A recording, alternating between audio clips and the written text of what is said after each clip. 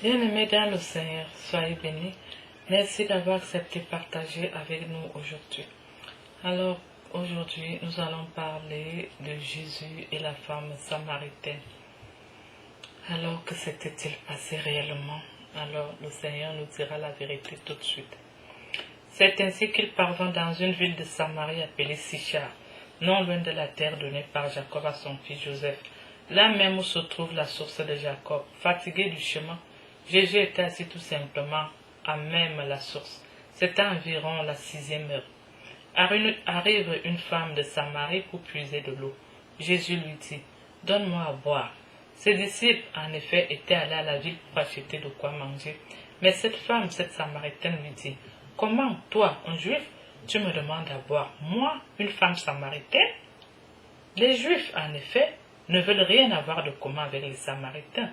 Jésus lui répondit, « Si tu connaissais le don de Dieu et qui est celui qui te dit, « Donne-moi à boire », c'est toi qui aurais demandé et il t'aurait donné de l'eau vive. » La femme lui dit, « Seigneur, tu n'as même pas un seau et le puits est profond.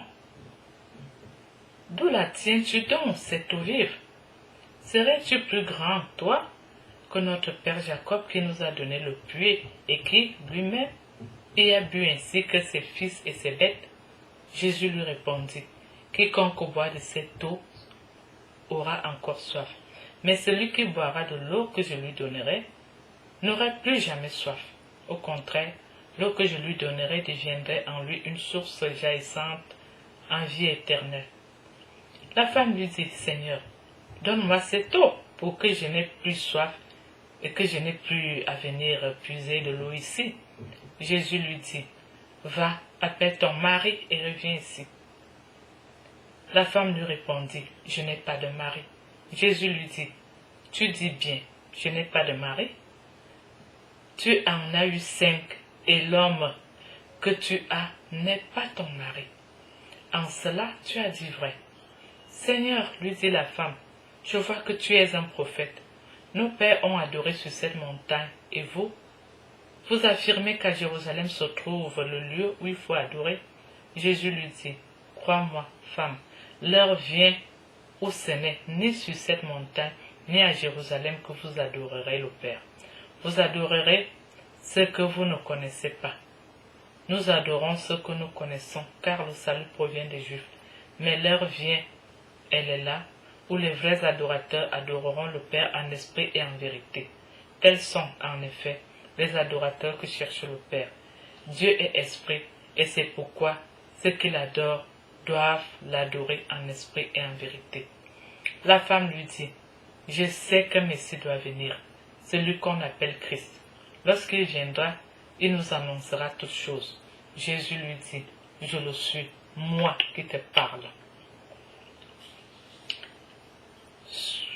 Sur quoi les disciples arrivèrent et s'étonnaient que Jésus parlât avec une femme. Cependant, personne ne lui dit, « Que cherches-tu ou pourquoi lui parles-tu » La femme alors, abandonnant sa cruche, s'enfuit à la ville et dit aux gens, « Venez donc voir un homme qui m'a tout dit. Et il m'a dit tout ce que j'ai fait. Ne serait-il pas le Christ ?» Il sortit de la ville et allait vers lui.